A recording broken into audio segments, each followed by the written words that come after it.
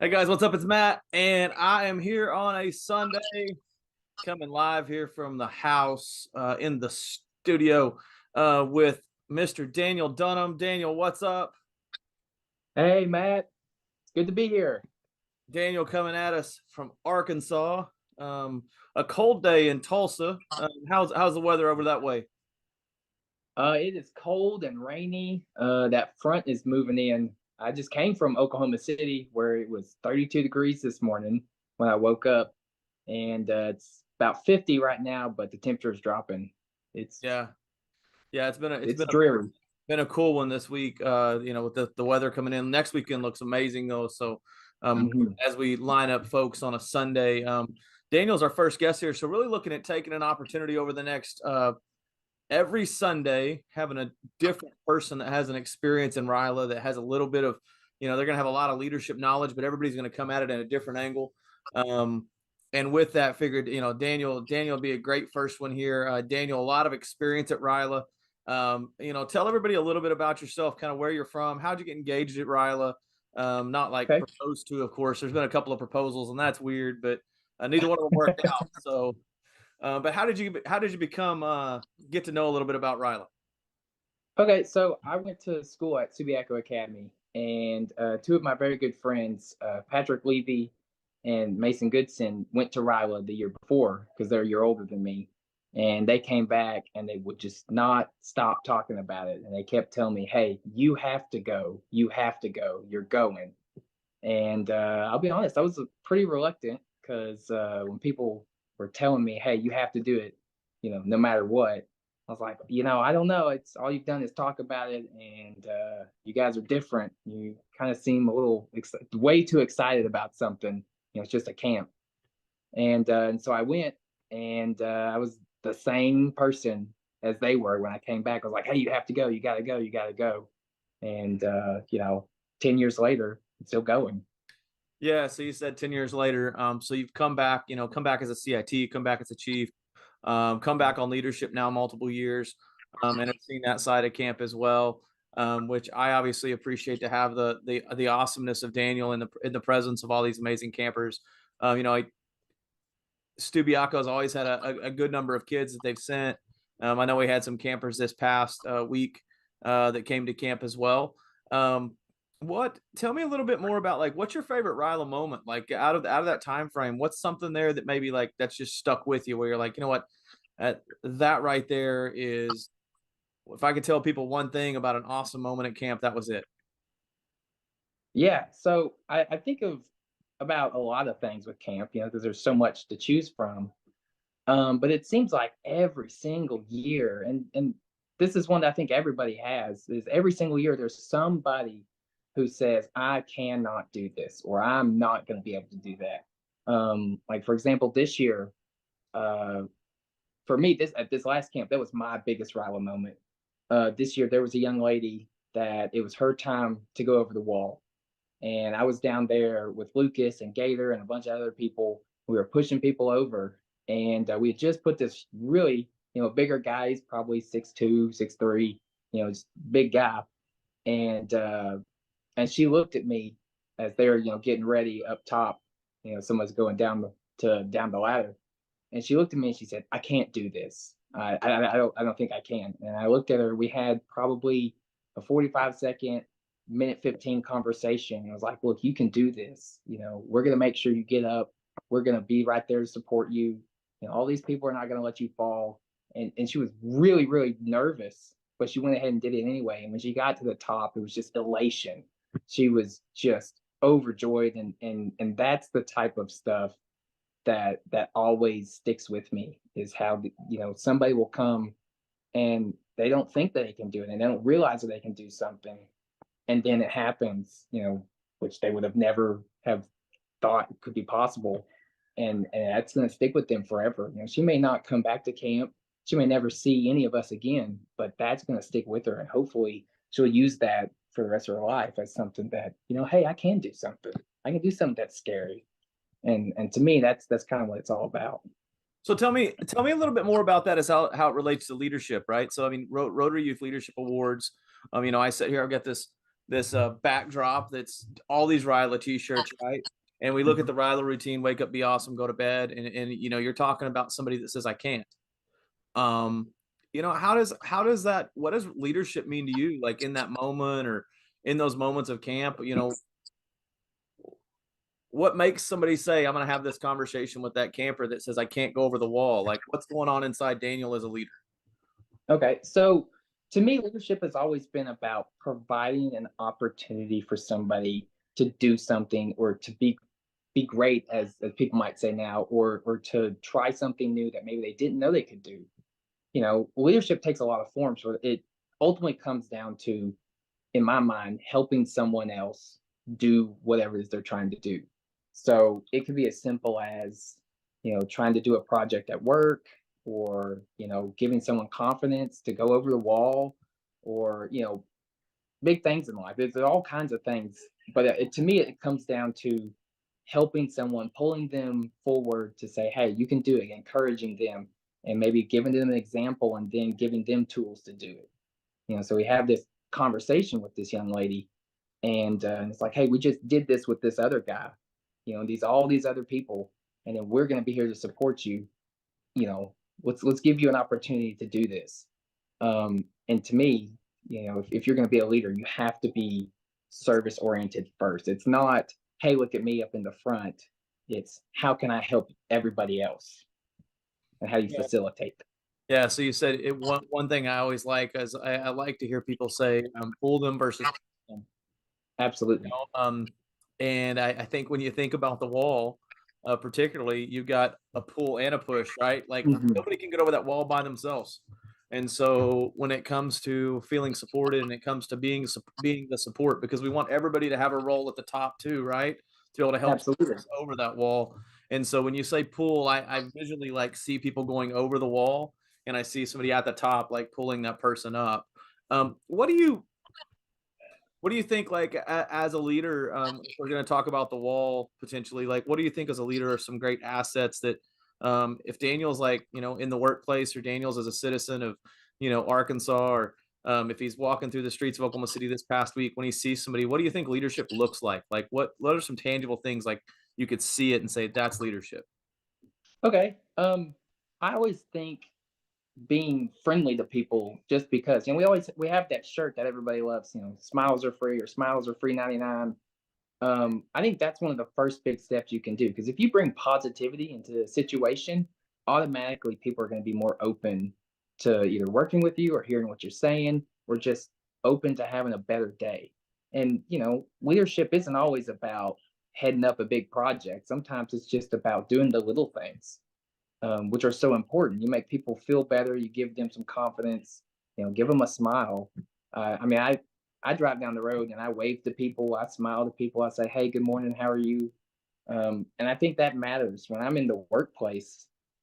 Just being positive with people around me makes a big difference, because then they're going to be more willing to work with you. Smiles are free, right? You know, that really Yeah, talks about like leadership as a opportunity. Like, I mean, it doesn't cost anything to do that. And to me, that comes across as somebody who would be apt to be somebody you'd want to follow, somebody you'd want to be a part of, like that. And I do agree, like those two. I mean, the smiles are free shirt. Like I get so many comments on that. Like when I wear that shirt, just in general. Um, I do want to share something with you, and kind of, and like just the awesomeness of this week. And so this is really like probably a really weird thing. Like I get, so I collect baseball cards. Like me and Maddox do that together. And there's a group, the Facebook group, that's probably 300, 400,000 people that are in it. And Maddox gets this card that we've been waiting on for a while. And like I take a picture of Maddox and put it on Facebook in this group. And this guy hits me up and he's like, "Hey, where do I get one of those shirts?" And it's one of the New Day shirts from camp this past week. Oh yeah. And apparently, so the guy says, he goes, "Yeah," he goes, "So I'm going through recovery, and like that's been my mantra." And so like I like kick him out a shirt, like I kick him out a shirt like Thursday. I think I sent his shirt in the mail. So, and I sent him the New Day, and he just in awe of it and how it was. Um, Uh-huh. you talk about like, you know, you like waving and smiling at people. I just don't think there's enough of like random acts of just like, I mean, that cost what, $5-6 to do it. And sure, it had a cost, but like it doesn't cost anything to be nice to people. It doesn't cost anything to look for somebody that you can help elevate.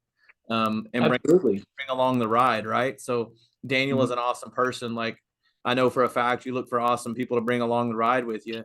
How would you say, like, if you got somebody that's maybe like a little bit introverted, how would you say what are some things that somebody like that could do? Because I mean, not everybody's a Daniel, not everybody's a Matt, right? Not everybody's the person that's like going to go up and talk to a stranger. Um, what are some things like leadership driven opportunities there for somebody that may be that earth or that water that's not going to be just running and gunning out front, um, that could help them maybe be perceived as a better leader, perceived as somebody that would be want to step out and help. Okay, so I think if you can identify some kind of talent that you have, so and that may not be artistic. It could be, you know, you have an ability to, like, maybe you're super organized and you could, you know, run for some kind of position in school where you're organized, you know, where you help organize stuff, or maybe you can be part of, like, I know that right now people are getting into doing, like, they do a lot of TikToks. People are doing podcasts. People are making videos for content. And sometimes you need help, you know, seeing the vision and putting it through. Right. So I may have the idea, but I don't know how to make it happen. And maybe if you're a more introverted person, a little more reserved, maybe you don't like to be upfront, but you can still be a leader, maybe in kind of behind the camera, so to speak, you know, directing stuff, but you're not that person up front. So it for camp, kind of the analogy I think that really visualizes that in my mind is when we're up there on stage in the gym and we have a microphone and we're talking to people, we're laying down whatever we're, or the goal, the idea is, there's somebody back in that sound booth that's making it happen. And for those that don't know where that is, it's kind of in the corner of the gym. There's a little door. Used to you could see it, but now it's kind of hidden off. And without that, whoever's doing the sound booth stuff, you know, the message up front doesn't get heard or seen as well because they control all the video stuff we do, all the music, all the microphone, and that's an important thing. And that allows other people to do what they do, and that's leadership to me, because if you enable people to do good stuff and you know, help promote them and help elevate them, that's an important role, and that's leadership to me. And you can do things like that. Yeah, I 110% agree. I think that people see leadership and they think that's a person that's standing in front of the crowd. Hmm. And that's not the case. I mean, the paracord activity is absolutely the opposite of that. Yeah, It's the person that's not been standing there for 3 days. It's the person that has been standing to the side until it was their time and we need them to shine. Sometimes it's the person that sees something differently during the Lego activity, but you know, they get the chance to shine because there's nobody talking and they get a chance for their vision to become a reality. Um, so as we wrap up, like give me like a nugget, like give me something like, you know, if Daniel has the mic, what's Daniel want everybody to know a little bit? It can be about leadership, it could be about camp, it could be whatever we want it to be. You know, what's important to Daniel right now that people need to know? I think right now, it's important to just be kind to people. I've seen a lot lately where it feels like, especially, so I think this is more important right now, with the time of day getting shorter, the daylight hours. So people are naturally going to be less cheerful because, you know, it's just gloomy, Yeah. you know, a lot of times in the fall and starting of the winter. And so I think if you can kind of be that sunshine for somebody else, whether it's you're just being kind to them, or, you know, you're saying, hey, come be involved with what we're doing. You know, we're going to have fun, or we're going to do something. We have a project we're working on in our community. Come help. You know, we'd love for you to be there. Be welcoming and open to people. And they may not say yes the first time, but if you keep showing them that, hey, we're interested, or hey, we'd love for you to be a part of our group, or hey, you know, good morning. Good morning is something that is super simple. There is one of my coworkers comes in and she really brings big energy into our office every day because she comes in and says good morning to everybody, and she's super excited, and that kind of sets the tone for the day, and it kind of gets everybody going. When she's not at the office, we're like, oh, it's kind of hard to get going. I don't even know what day it is because I haven't been told happy Tuesday or happy Wednesday or good morning. Right. And, those are just simple things, and you can hold the door for somebody. You can, see somebody that did something good and say, hey, good job. One thing that I really like to do, and I think you need to be genuine about this because it's kind of a powerful tool. Probably 4 camps ago, you just kind of made this comment that has really stuck with me. You said, when was the last time you told somebody or somebody told you, hey, I'm proud of you? Um, and it made me think and gave me pause, and it was like, people don't hear that as much. I feel like sometimes there are people who are craving just some affirmation, and even if it's just like, hey, I'm proud of you because you're a good person, or hey, I'm proud of you because you did this thing at work or at school, or I saw you did this in a game. I'm proud of you for that. I'm proud of your effort. I think that's something that goes a long way. And Yeah. the more positive we can be with people, the better, everything can be. Yeah, I appreciate you acknowledging that. I think that's a very I think it is simple, but it's also something taken for granted. I mean, parents tell their kids that when you're young, and then as you get older, you don't hear anybody tell you. You don't hear those Absolutely. terms as much, right? Because proud is I think early on it's like, hey, you took out the trash, or hey, you did Yeah. it's typically attributed to a very simple task versus Hmm. just being proud of the person. It's deposits versus withdrawals. And it's that. Absolutely. And so regardless of the person, I think that that's awesome to hear you say that. I appreciate that. Yeah, so as we wrap up, I think Daniel, I appreciate your time. I know we've got my goal is every Sunday night to try to bring somebody else to the table.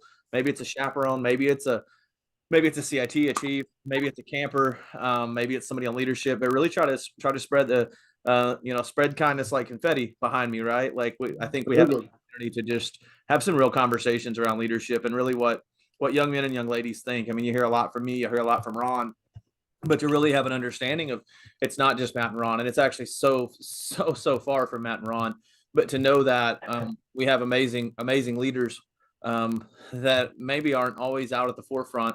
And camp wouldn't be the same without Daniel and the rest of the team on leadership, and knowing that there's just another group that's we're pouring into, just like we have with these guys, and these guys are ready to pour into others, to the formation of your E-Club and what you guys are doing through Rotary now. To be able to have a group of young Rotarians that want to look at Rotary in a different way too, knowing that you exist in all 4 states of the district. That's awesome. But just want to tell you are awesome, and I am proud. Proud to know you, proud to have you as a friend, proud to have you as somebody who my kids look up to as well. And proud to have you as somebody that gets to lead our awesome camp as a form of leadership with us. We'll try to do this every Sunday night with somebody different. Again, Daniel gets to be first, and we'll see who gets to go next. But stay awesome, be awesome. And Daniel, thanks again, brother. Yeah. Thank you. All right. Have a good one. Peace.